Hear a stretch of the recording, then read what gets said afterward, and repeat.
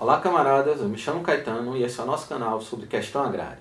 Na aula de hoje, a gente vai trabalhar o conceito de campesinato. Falar do campesinato hoje é falar sobretudo do território rural a partir daqueles que mais precisam dele e a partir da sua classe trabalhadora, a partir dos pobres do campo. O campesinato, enquanto classe, ele se materializa a partir da relação terra, trabalho e capital. Sobre essa relação, a gente fez dois vídeos que é muito importante que você veja para entender melhor como funciona o campesinato enquanto classe.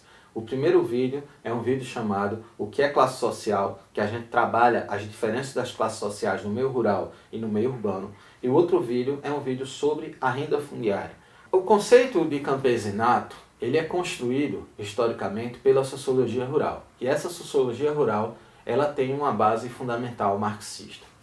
Então Marx, ele trabalhava os camponeses como uma unidade econômica familiar autônoma e patriarcal. E na visão de Marx, ele trabalhava também o campesinato enquanto classe como uma classe mais passiva do que ativa. Então assim, a gente tem que tentar também entender o contexto de Marx no seu tempo histórico. Então Marx ele vive o século XIX e nesse século XIX ele tem uma grande mudança social e urbana e paisagística que estava acontecendo no mundo, que era o processo de industrialização.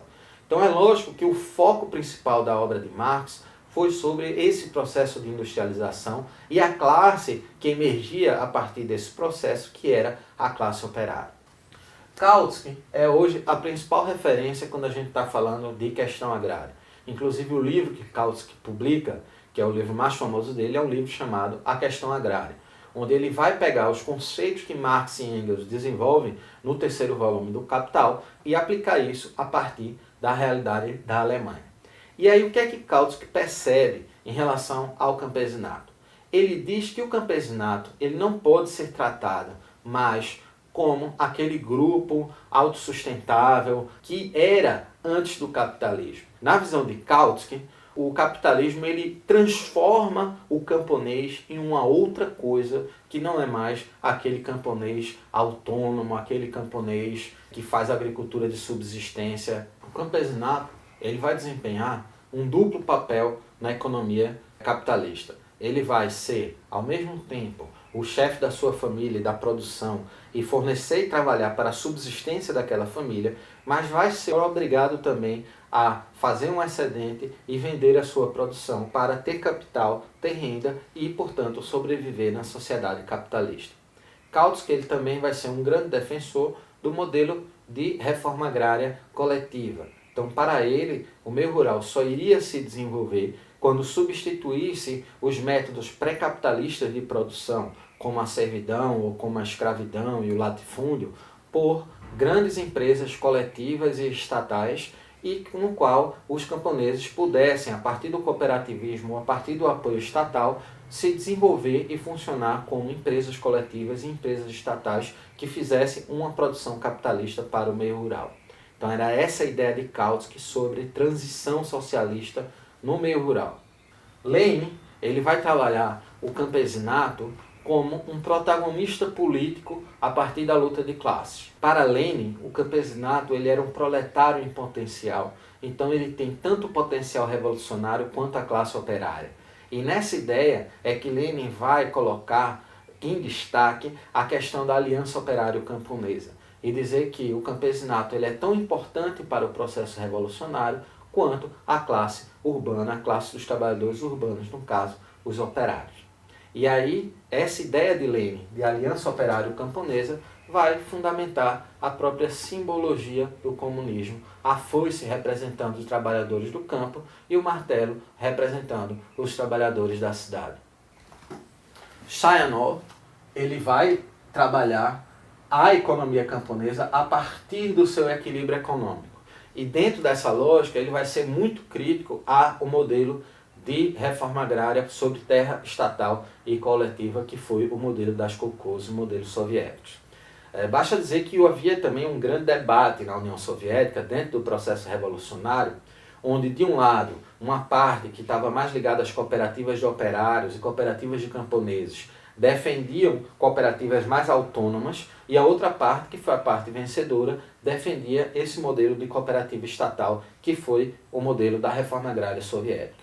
E Chayanov ele era crítico desse modelo porque ele dizia que isso atrapalharia o equilíbrio econômico doméstico das famílias camponesas. Então, ou seja, dentro de uma propriedade autônoma, o camponês ele tinha condições de se equilibrar entre a subsistência e o eventual lucro que ele pudesse ter. E para Chayanov, esse modelo de cooperativa estatal, ele desequilibrava porque a maior parte do lucro não ia parar na família camponesa e sim ia parar nas mãos do Estado. Então Chayanov ele vai ser um grande defensor do modelo de reforma agrária parcelar, que foi algum dos modelos adotados em experiências socialistas do leste europeu, como por exemplo a Polônia, e também é um modelo que vai ser adotado no Brasil, nos programas de reforma agrária no Brasil. A maior parte dos assentamentos que temos hoje no Brasil é um assentamento baseado através dessa reforma agrária parcelar, tão defendida por Chayanov. Também você vai ter um outro intelectual chamado Galeski, que vai ser também um grande defensor desse modelo da reforma agrária parcelar e ao mesmo tempo crítico do modelo de produção das kolkhozes soviéticas. E Galeski ele vai trabalhar com a ideia de uma dupla caráter da economia camponesa. Então ele vai dizer que o camponês ele é ao mesmo tempo gestor da sua família e gestor da sua produção. E aí ele vai colocar aqui, isso é um dilema, quando ele vai fazer uma metáfora dizendo: é mais importante o camponês comprar uma geladeira ou um trator? Então se a gente pensar quanto unidade doméstica, a geladeira ela é fundamental. Se a gente for pensar quanto unidade produtiva, um trator também pode ser fundamental. E a partir desse dilema é que Galeski vai complexificar essas relações econômicas, né? Que não é simples você falar de uma população geralmente mais pobre do que a população urbana e ficar ali determinando qual tipo de política pública que aquela população vai ter. Ah não, o cara que compra geladeira no lugar de trator é um ignorante. Não, não é. Muitas vezes a geladeira é muito mais importante do que o trator, justamente porque é fundamental para armazenamento de alimento, armazenamento de sobras de alimento, reaproveitamento de alimentos, conservação de alimentos. Então, isso vai depender de caso para caso. E é sobre essa complexidade que Galeski fala e afirma no seu trabalho. Um outro autor muito importante para entendermos a teoria do campesinato é José Carlos Mariátegui. José Carlos Mariátegui ele vai analisar a questão do Peru e vai concluir que a gente não pode dizer que a maior parte da população camponesa do Peru, que é também indígena, a gente não pode tratar essa população somente sobre o lado da cultura do índio ou somente sobre o lado da produção. Pelo contrário, eles são ao mesmo tempo índio e ao mesmo tempo camponeses. E é a partir disso que José Carlos Mariátegui ele vai ressignificar a luta camponesa como uma luta prioritária no sul global, principalmente em países que não eram países industrializados, como é o caso do Peru e como era o caso próprio do Brasil na década de 20. Então ele vai dizer que no sul global, no caso ele está falando do Peru, mas isso se estende também para a maior parte da população do sul global, os camponeses são a classe prioritária e a principal classe de resistência. Quando a gente analisa essa classe campesinato na história do Brasil, a primeira pergunta que nos vem é: quando é que aparecem os camponeses na história brasileira? Bem, um grande historiador chamado Palacios, ele vai dizer que o campesinato vai começar a aparecer na documentação brasileira a partir do ano 1700. Você vai ver um grande número de relatos de uma população poceira, pequena proprietária de terras, média proprietária de terras, que vai aparecer seja na atividade econômica complementar à cana-de-açúcar, seja também em zonas do sertão, em zonas de pecuária. Alguns outros autores vão trabalhar sobre a economia indígena e o que eram os povos indígenas aqui no Brasil e vão perceber que havia algumas populações indígenas no Brasil que eram grandes populações agrícolas, principalmente no interior do Brasil.